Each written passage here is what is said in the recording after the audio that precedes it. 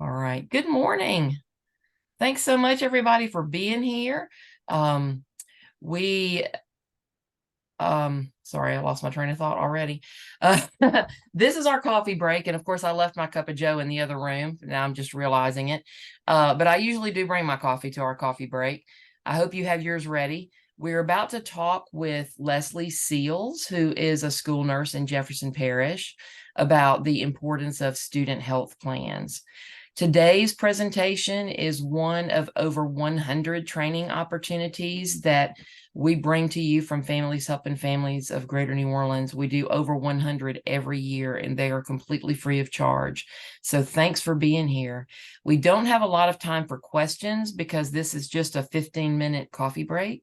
But if you have questions that you want to drop in the chat box, I will follow up with you. And if I need to ask Leslie any questions, I will get in touch with her and we will follow up with you. So if you have questions, do put them in the chat box.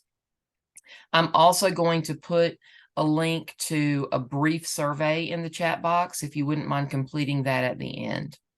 So Leslie, thanks so much for being here. I know that this is the busiest time of your school year, and we really appreciate you taking time out of your day to chat with us. So Well, hi, thanks for having me. tell us first, what is a health plan and who needs one? Well, it's basically any of the students that have any history or conditions or special needs. It can be from the most common would be something like asthma or a history of seizures, um, down to uh, someone who would need G-tube feedings, any health concerns, health conditions. And I guess the most important message is to realize that their health comes with them and they're better students if we can make both of them work. And we try to work as a team to continue their care from home to school and back and forth. So a healthcare plan is the health department, which is the nurse, that takes that individual's condition and puts it in the language that works for the teacher, the school staff, anywhere from cafeteria needs to PE or just being in the classroom. I mean, as adults, we all come with our own circle of health needs. But the kids, the students sit there and they need to be at their best while they're here. So that's what we're here for, to keep them healthy and safe. Now, what if a student kind of handles their own health care? Say, for example, a student with asthma and they're accustomed to just having an inhaler in their pocket. Is that okay at school, or is that something that we need to have a health plan for? Right, not at all. We need to meet with that person and see if they need an inhaler here and there, kind of a when needed basis, which is very, very common. The policy here is to get a doctor's order, just like you get a prescription for the inhaler. It's a prescription, and the nurse makes sure that the inhaler and the prescription match, make sure we're doing it right. When they're younger, we do not let anybody carry around inhalers. They don't realize how dangerous it can be to share or misuse.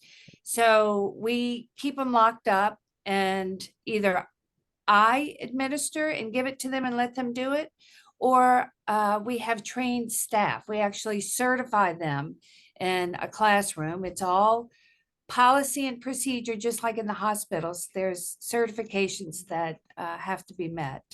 So those people supervise their care, and some are very independent, and some we have to do step by step and make sure. But we also, so we get a look at them before when they're in need, and then they get the inhaler, make sure they're doing it properly. And then there's a little, I wouldn't say an assessment, but a check-in, a supervised look at how they reacted. Is it resolved? Are they doing better? Do they need more? Do we call the parent, or is this an emergency case, and that is written out in what we call emergency care plans. And we try and individualize them to each student and put on there what to do step by step. If you see shortness of breath, wheezing, because you can actually, when they're in distress, hear it from the outside. You don't need a stethoscope Right. or a nurse or somebody medical. You can see their distress. And so we list them and put them in very simple terms so that they understand exactly what to do. And if it doesn't resolve, it says what to do.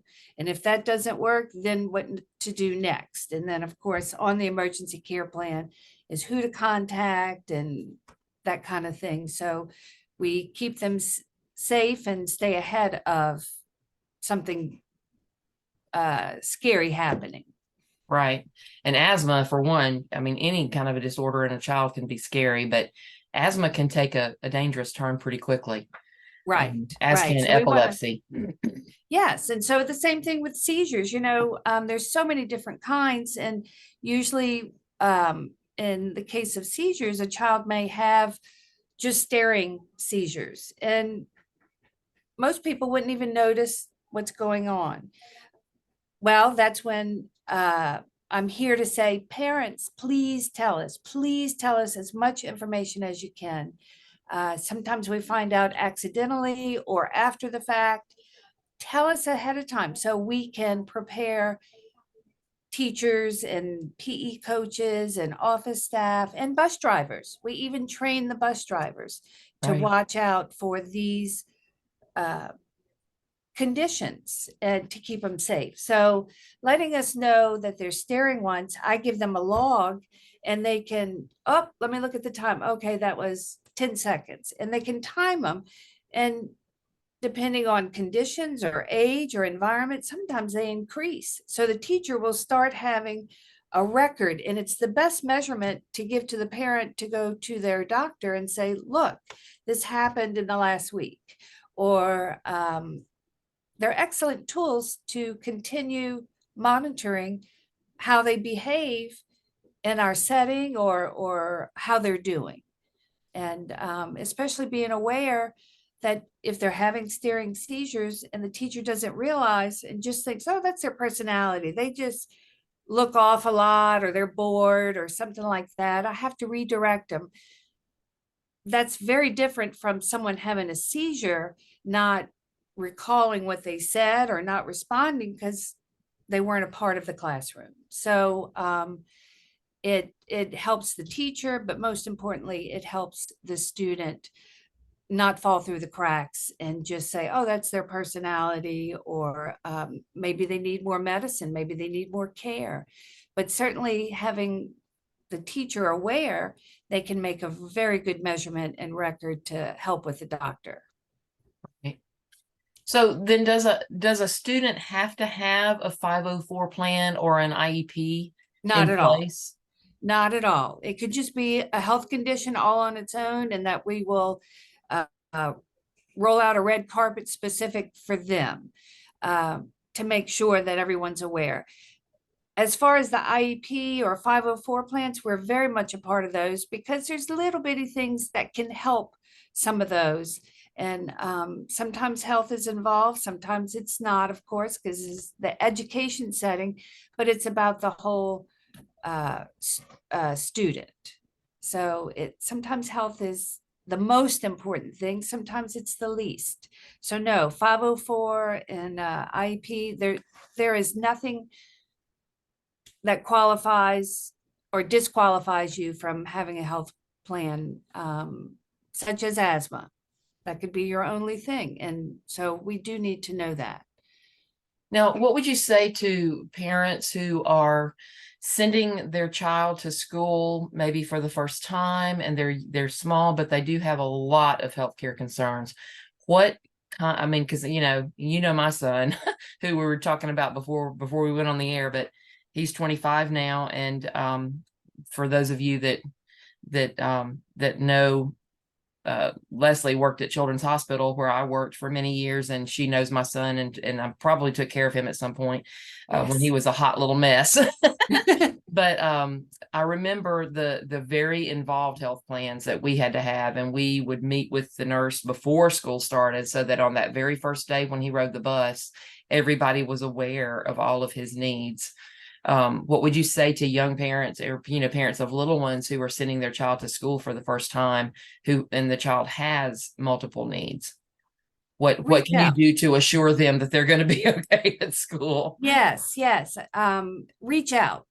It's a very good place for them to be socially, academically, all of the above, and we will meet the needs that are there. And like you're talking about your son, he would have several care plans.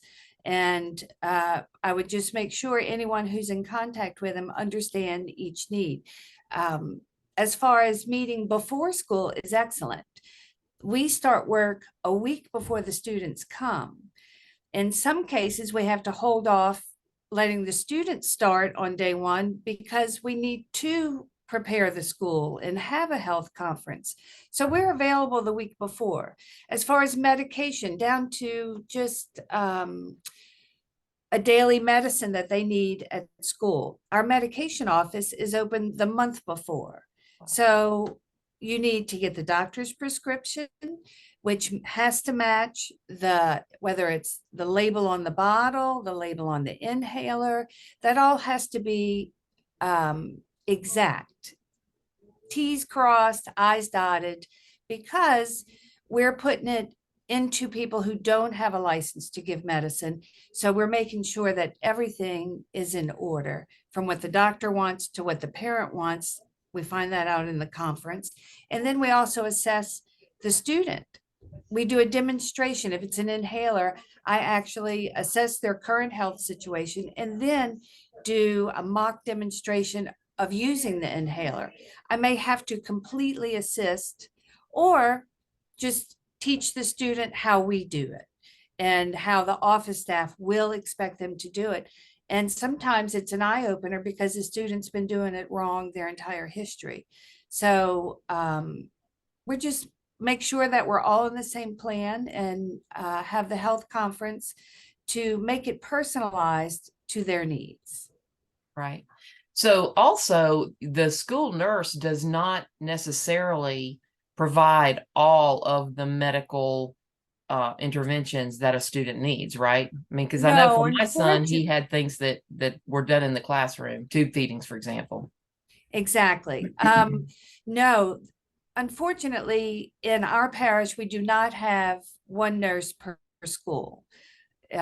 We jump from school to school, mostly just two, hopefully. It depends on what the balance is each year. It changes. So do the health conditions and the needs. So we are flexible, just like in the hospital. You have to do your checks and balances. And teachers do the same thing. How many students show per grade? Things change. So our main priority is to make sure they're okay here without us. So a G-tube feed, we have it's policy and procedure. It's a legal thing that we follow and maintain the legal needs and health needs.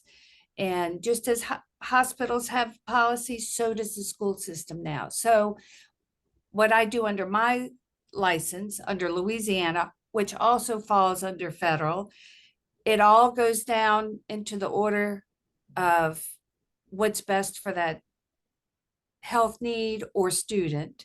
And we follow the rules and teach those that work in the school how to take care of them and follow these policies. And there's a lot of training that goes behind closed doors. And then we have the student and put it all together. Make sure that every day they're getting their tube feedings on time, never late, never early.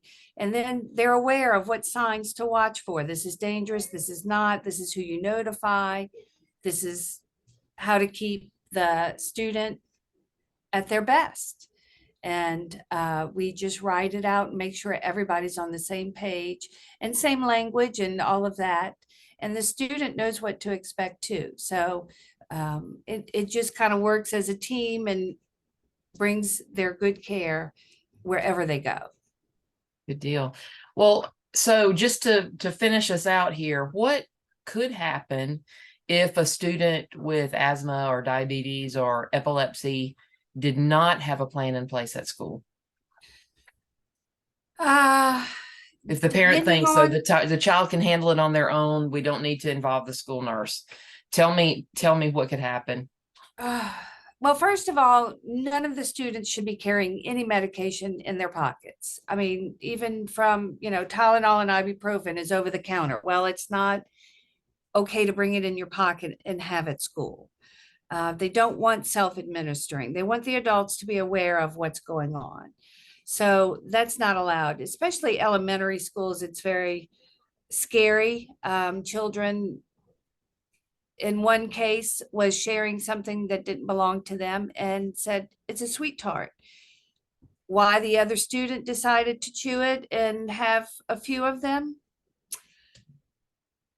they're children, and it happens. So not being aware that your child is carrying medication can be a problem. As far as asthma, it's one of the main conditions that flare up, and a nurse doesn't know that everybody has asthma, but a nurse can recognize, wait, we have wheezing. Wait, this is different. This is not just a cold. This is not just a cough. Well, we're not here every day. So not telling the office staff, wait a minute, there's a history of asthma, we need to react. Or, oh, this is probably just a cold, or they can't make that judgment, or they shouldn't make that judgment. So things can go down quickly if they have asthma. Where a cold, we have a chance to call the parent or something like that, where asthma can be scary. Diabetes, their high blood sugars or low blood sugars affect the entire body, and that's very, very dangerous. So they're usually found pretty quickly. But there was somebody one time who had a trach and didn't need suctioning very often, so they just sent them to school. Well, the teacher didn't know that I didn't know, and the child was doing fine. So the teacher didn't say, hey, do you know that we have this in school? And it just fell through the cracks. They were from out of the country, but they had been here a while. And when we realized, wait, what's in the classroom? And we had no idea. Gratefully, he was okay and very used to it and very independent. But it was alarming. If there was an emergency, anything could have happened. Right. Something lodged, or the trach come out, or there's many things I could imagine that could have happened. And we weren't notified, and of course stopped everything at that moment and made sure we had a plan in place and had the proper equipment. That's another thing we have, is a list of equipment that we say, okay, right. You've Gotta never have needed, it. yeah, you've never needed this before, but I want it here at school just in case. You've never used this, but I want it here just in case. Right. And then I'll have people trained here that know how to use and watch for signs that are bad. And a lot of the children are embarrassed to share or speak up. So we need adults that are keeping an eye on them. And Right. so it makes the teachers comfortable, but most importantly, it makes the student comfortable to know who to contact. I have to tell them, on certain days I can't do mind reading, so they have to verbalize it. I make them practice verbalizing what their symptoms are, so that they Right. can verbalize to which adults, Yeah. or what they need to say to the different adults, and just give them that, okay, we want you just as you are, and we're going to keep you safe, and how to help them stay safe. And it's important that their teachers know if this child comes to you and says that they're not feeling well, they have diabetes, so you need to send them to the nurse. It's important for teachers to know, not to just blow off this child. It's important for them to have that information, because that could be bad as well. So if a child with diabetes, their blood sugar drops, during the class, and they're feeling bad, or a student with blood pressure issues, or even, something like that, that their blood pressure spikes because they get stressed and they get a headache, and they need to let somebody know. So these things are very important for parents to understand. Please get with the school nurse, even if your child does not have a disability, and needing a 504 or an IEP. If they have any kind of medication that they're on for any healthcare need, please let the school nurse know. Please let us know. I mean, there are things that are hidden and never a problem, like a shunt, a VP shunt that we would never see. We would never know that there was a surgery done, or that there is that placed in their body. But yet, if they come to the front with a headache, we may want to check into it further. Right. It's simple things. Well, I say simple. It's small things that we can realize, hey, there's a potential for something different here. So it really does. It's very important for us to know.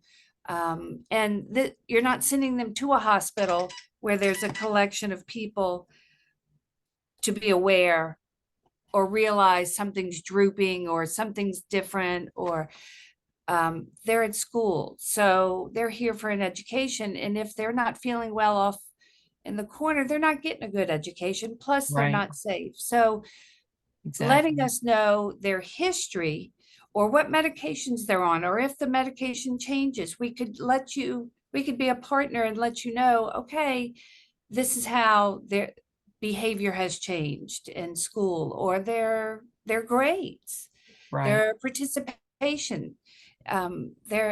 It's a long day, and the teachers get to know them very well, and they can be really such a useful measurement or part of their care. Yeah. So it's Well, important we for have us to know overstayed. more information.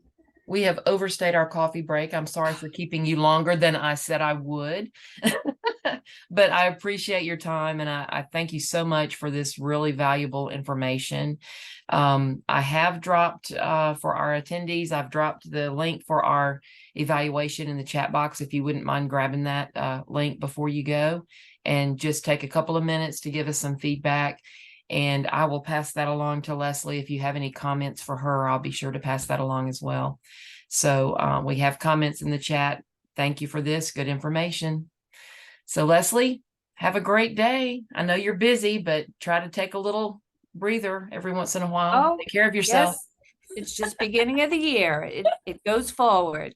Thank you for Absolutely. having me. Sure thing. Talk to you soon. Okay, bye-bye.